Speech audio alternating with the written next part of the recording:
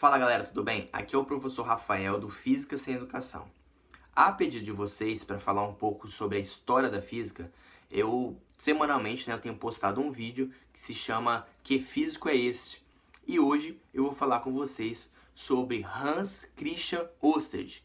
O nome dele vai aparecer aqui, ó, para que vocês possam saber a escrita correta e a pronúncia. Então, Ørsted nasceu em 1777 na Dinamarca. Ele era filho de um farmacêutico e que ele estudou, seu ensino básico, a maioria da parte dele em casa, e por conta de seu pai ali, que era uma pessoa estudada, ele teve ali, sempre ensinava ali todas as coisas. Foi quando então ele foi a terminar o ensino básico, ele foi tentar a prova para a Universidade de Copenhague. E ali ele entrou e se formou em 1796 no curso de farmácia, claro, influenciado pelo seu pai. 3 anos depois, ele fez doutorado em filosofia e ele começou a lecionar, algumas disciplinas de física e química na própria universidade.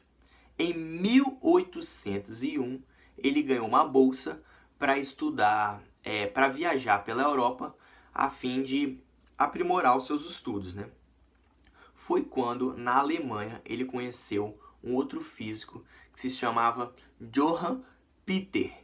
E Johann Peter, ele estudava a eletrodinâmica e o magnetismo. Ele acreditava que a eletrodinâmica, que estuda a eletricidade, cargas em movimento, ela fosse, e o magnetismo, eles tivessem uma relação. Só que essas teorias não se tinha nenhuma comprovação experimental.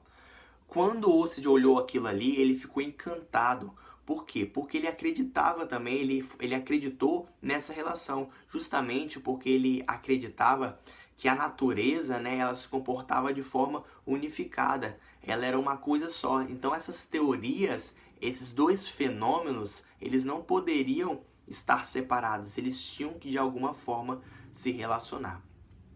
Passou-se um tempo, Ørsted continuou estudando esses assuntos. Foi quando, em 1820, ele propôs um experimento, e executou, que era o seguinte: ele pegou uma bússola, a bússola com uma agulha.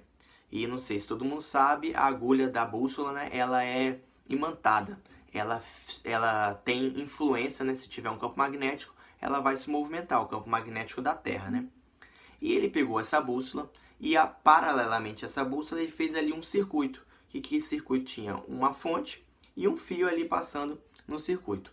Quando ele aproximou aquele fio da bússola, ele percebeu que aquela agulha, ela se movimentou. Então ele fez ali, trocou os polos, mudou as posições e ele via, de acordo com o posicionamento do fio, aquela agulha ela se movimentava. E até então ele só sabia que aquela agulha se movimentava por campo magnético. E qual campo magnético? O da Terra, por exemplo, ou quando ele aproximava um outro ímã. Então ele percebeu o quê? Qual foi a grande sacada ali de Ørsted?